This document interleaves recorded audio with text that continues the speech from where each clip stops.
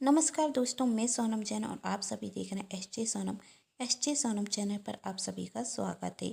जहां पर आप सभी को मिलती है हर दिन एक नई कहानी देखने के लिए। और आज की कहानी है साथी कोई खेल नहीं, भाग 4। यदि आप सभी को ये कहानी पसंद आए तो चैनल को सब्सक्राइब कर दीजिएगा और पास में जो बेल आइकन का बटन है उसे ज़रूर प्रेस कर दीजिएगा, क्योंकि उसी से आप सभी को मिलेंगी मेरी आने वाली हर कहानी की नोटिफिकेशन। और कहानी पसंद आने पर वीडियो को भी लाइक जरूर कर दीजिएगा, क्योंकि जब आप करते हैं वीडियो को लाइक तो मुझे मिलती है नई नई कहानियाँ लिखने के लिए प्रेरणा। तो चलिए कहानी शुरू करते हैं। कहानी में अभी तक हम सभी ने देखा कि जब क्रांति बुआ को पता चलता है कि प्रतिज्ञा का रिश्ता समीर के साथ तय हो चुका है तो वह इस रिश्ते को तोड़ने के लिए बहुत सी कोशिश करती हैं, लेकिन उनकी राह कोशिश के बाद भी प्रतिज्ञा और समीर की सगाई का दिन आ जाता।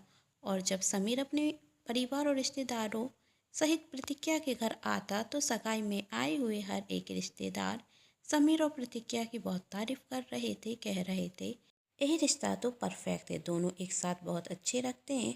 और लड़की वाले तो समीर की कुछ ज़्यादा ही तारीफ कर रहे थे, जो क्रांति बुआ से सहन नहीं हो रही थी। और जब क्रांति बुआ की बेटी पंखुड़ी समीर को सगाई में देखती तो अपनी माँ से कहती, माँ सच में समीर बहुत हैंडसम है, काश समीर जैसे ही किसी लड़के से मेरी शादी हो जाए, काश समीर की शादी मुझसे होती। तब क्रांति बुआ ने कहा, बेटा चिंता मत करो, समीर की शादी तुमसे ही होगी। पंखुड़ी ने कहा, माँ आप क्या कह रही हैं, आज कुछ वक्त में प्रतिज्ञा और समीर की सगाई हो जाएगी। तब क्रांति बुआ कहती हैं, सगाई प्रतिज्ञा से हो जाने दो, शादी तुमसे हो जाएगी। तब पंखुड़ी कहती, माँ क्या ऐसा हो सकता है। क्रांति बुआ कहती, ऐसा ही होगा, अब देखते हैं आगे क्या होता है। कुछ ही देर में एंगेजमेंट की रस्में शुरू हो जाती हैं। प्रतिज्ञा ने समीर को अंगूठी पहनाई और समीर ने प्रतिज्ञा को। दोनों की एंगेजमेंट हो जाती, सभी रिश्तेदार तालियां बजा रहे थे। तभी पंखुड़ी प्रतिज्ञा के पास जाती और कहती, प्रतिज्ञा समीर से मिलवाओगी? नहीं, प्रतिज्ञा ने कहा, क्यों नहीं दीदी। प्रतिज्ञा जो पंखुड़ी के इरादे से अनजान थी, वही पंखुड़ी और समीर की एक दूसरे से जान पहचान कराती। पंखुड़ी मन में सोचती, आज जान पहचान होगी और कर प्यार होगा, और समीर से शादी तो सिर्फ मैं करूँगी। थोड़ी देर में सगाई समारोह समाप्त हो जाता और सभी रिश्तेदार अपने अपने घर जा चुके थे, लेकिन बुआ जी अभी भी प्रतिज्ञा के घर रुकी हुई थी। आखिरकार वह इतनी जल्दी अपनी कोशिश तो छोड़ने वालों में से थी नहीं।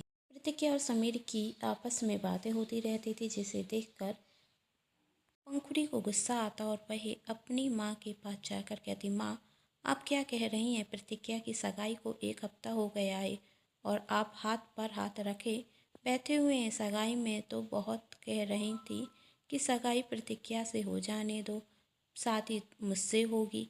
क्या इस तरह होगी मेरी और समीर की शादी? मैं ही मूर्ख थी कि आप पर भरोसा कर बैठी। आपने तो पहले भी कहा था कि मामी को अपनी बातों की जाल में ऐसे फंसाएंगी कि वह ये सगाई होने ही नहीं देंगी, लेकिन आपकी कोशिश के बाद सगाई भी हो गई और अब कुछ ही दिनों बाद प्रतिज्ञा और समीर की शादी भी हो जाएगी और आप कुछ नहीं कर पाएंगी। तभी पंखुड़ी की माँ क्रांति बुआ गुस्से में कहती, अब चुप कर, कुछ सोचने दे। तभी पंखुड़ी कहती, अभी भी आपको सोचने का वक्त चाहिए, 1 हफ्ता हो गया है और आपने कुछ सोचा ही नहीं। जब माँ कुछ कर नहीं पाती हो तो बड़ी बड़ी बातें क्यों करती हो? आपसे अच्छा तो मैं अपने तरीके से ये शादी तोड़ने की कोशिश करती हूँ। तभी क्रांति बुआ ने कहा, मूर्ख, अपनी मूर्खता में कोई गलती मत कर बैठना, वरना समीर तो क्या कोई भी तुझसे शादी नहीं करेगा। सबर रख, सबर का फल मीठा होता है। तब पंखुड़ी कहती, माँ कहीं ज़्यादा सबर रखने से फल ही ना सड़ जाए, समझ रही है ना मैं क्या कह रही हूँ। तो माँ जो भी करना है जल्दी कीजिए, मुझसे और सबर नहीं होता। तभी क्रांति बुआ कहती, तो ठीक है, अब जो तुझसे कह रही हूँ वही कर। और पंखुड़ी के कान में एक तरीका बताती जिससे वह एक तीर से 2 निशाने लगाने के बारे में सोचती। पहला समीर और प्रतिज्ञा की शादी टूट जाए और दूसरा समीर पंखुड़ी को पसंद करने लगे। आइडिया जानने के बाद पंखुड़ी कहती, माँ सच में आपके दिमाग को तो मानना पड़ेगा। इसके बाद समीर खुद कहेगा कि मुझे प्रतिज्ञा से शादी नहीं करनी और फिर मेरी शादी होगी समीर के साथ, और उसके बाद लोग भी कहेंगे कि समीर और प्रतिज्ञा की जोड़ी नहीं, समीर और पंखुड़ी की जोड़ी ही परफेक्ट है। और दूसरे दिन शाम को जब समीर का ऑफिस से आने का वक्त होता तो पंखुड़ी जानबूझकर समीर से टकराने का नाटक करती। और पंखुड़ी के हाथ से किताबें नीचे गिर जाती। समीर सॉरी कहते हुए वही किताबें उठा नहीं रखता और देखकर कहता, पंखुड़ी जी आप। तब पंखुड़ी भी कहती, समीर आप। सॉरी वही मैंने ध्यान नहीं दिया। समीर कहता, कोई बात नहीं पंखुड़ी जी। फिर पंखुड़ी कहती, समीर माना कि मैं प्रतिज्ञा से उम्र में बड़ी हूँ, लेकिन इतनी भी बड़ी नहीं हूँ कि आप मुझसे जी कहकर बात करें। आप मुझे सिर्फ पंखुड़ी भी कह सकते हैं। समीर ने कहा, जैसा आपको सही रखे। और समीर पंखुड़ी को पंखुड़ी जी से पंखुड़ी कहकर बातें करने लगता। तभी पंखुड़ी कहती, कभी सोचा नहीं था कि हम इस तरीके से भी मिलेंगे। समीर ने कहा, हाँ सच कहा आपने। वैसे आप कहीं जा रही थी? तब पंखुड़ी ने कहा, वही मैं अपने लिए कुछ किताबें लेने के लिए जा रही थी। मुझे किताबें पढ़ने का बहुत शौक है। तब समीर ने कहा, किताबें पढ़ने का शौक तो मुझे भी है। अच्छा, पंखुड़ी ने कहा, कितने आश्चर्य की बात है। तब समीर कहता, आप चाहें तो मैं आपको वहाँ तक छोड़ सकता हूँ। तभी पंखुड़ी ने कहा, उसकी कोई ज़रूरत नहीं, मैं अकेली चली जाऊँगी। लेकिन आप चाहें तो मुझे एक कप कॉफ़ी ज़रूर पिला सकते हैं। पास में जो कैफ़े है ना, उसमें बहुत अच्छी कॉफ़ी मिलती है। वहाँ की कॉफ़ी मेरी फेवरेट है। समीर ने कहा, क्यों नहीं, चलिए ना। तब पंखुड़ी कहती, सोच लीजिए, पैसे आपको देने पड़ेंगे। इसे सुनकर समीर और पंखुड़ी दोनों ही हंसने लगते और समीर पंखुड़ी से कहता, वैसे आप बहुत मजाकिया हैं। तभी पंखुड़ी कहती, मेरा तो ऐसा ही है, मैं लोगों के साथ बहुत जल्दी घुल मिल जाती हूँ और मेरी सबसे दोस्ती भी बहुत जल्दी हो जाती है। तब समीर कहता, फिर आपको प्रतिज्ञा को भी अपनी तरह बना लेना चाहिए। प्रतिज्ञा तो बहुत शांत रहती है, फ़ोन पर भी कम ही बात करती है। तभी पंखुड़ी कहती, क्या आपको प्रतिज्ञा पसंद नहीं? समीर ने कहा, नहीं नहीं, प्रतिज्ञा तो बहुत अच्छी है। उसका वह शांत स्वभाव भी मुझे बहुत पसंद है।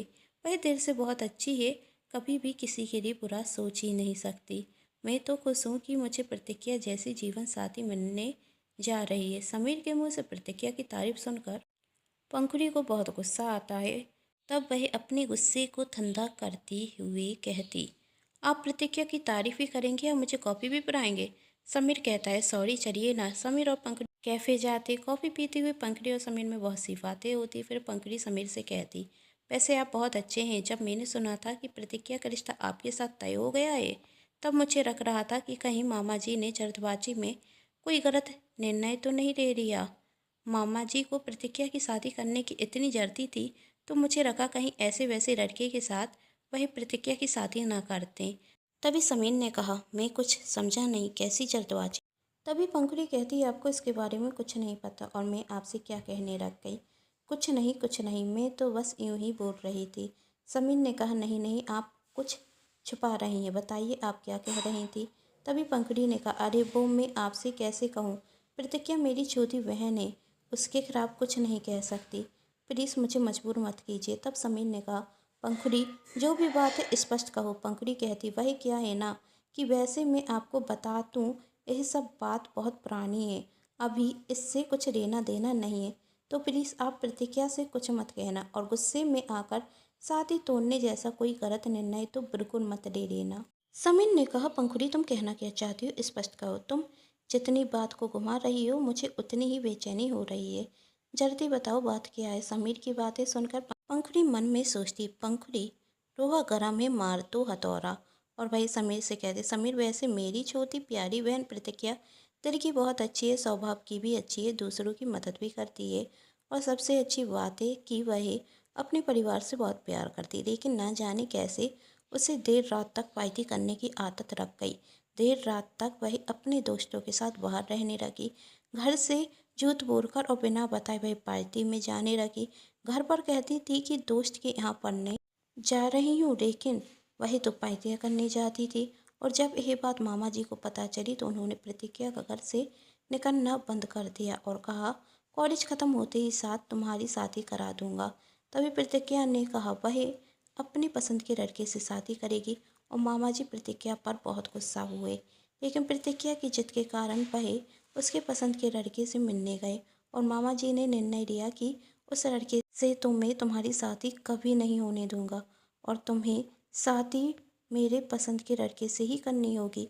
फिर उसके बाद प्रतिज्ञा का कॉलेज कंप्लीट होते ही साथ उन्होंने तुम्हारे साथ प्रतिज्ञा का रिश्ता तय कर दिया। वैसे यह सब पिछली बातें, इन पर ज़्यादा सोचना मत, क्योंकि ज़्यादा सोचोगे तो रिश्ते पर फर्क पड़ेगा और मैं नहीं चाहती कि पुरानी बातों की वजह से तुम्हारे और प्रतिज्ञा के रिश्ते में कोई दरार आए। वैसे मैं बहुत खुश हूँ। मामा जी ने प्रतिज्ञा के लिए तुम जैसा समझदार लड़का ढूंढा। एक पंखुड़ी की बात सुनने के बाद समीर एकदम शांत बैठा हुआ था। तब पंखुड़ी सोचती रखता है कि समीर मेरी बातों में आ गया। अब बस कुछ ही देर में समीर खुद इस शादी को करने से मना कर देगा और उसके बाद मेरी और समीर की शादी होगी। आगे की कहानी जानने के लिए कहानी का अगला भाग देखें, जिसके लिए कर लीजिए चैनल को सब्सक्राइब, क्योंकि जब भी मैं लेकर आऊँ कहानी का नया भाग तो आप सभी को पता चल सके। कहानी पसंद आने पर चैनल को सब्सक्राइब, वीडियो को लाइक एंड शेयर जरूर कीजिएगा। Thanks for watching.